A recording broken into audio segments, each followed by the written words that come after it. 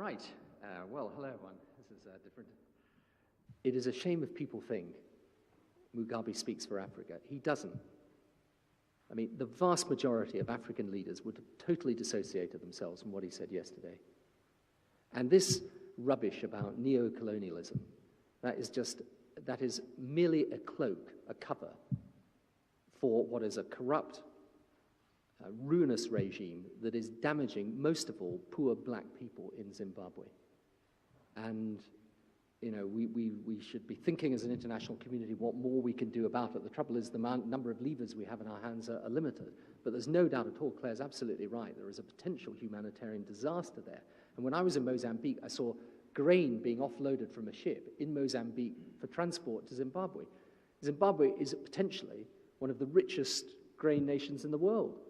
And yet, because of the way he has ruined the country, it's having to import grain for its people. It's a terrible, terrible tragedy.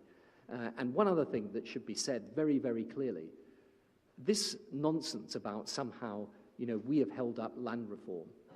The money is there for land reform.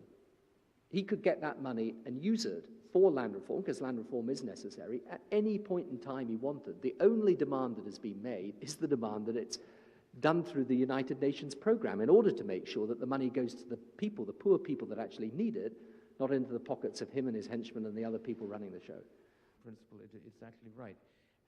Sure, you must have been examining this, and I wonder if you have an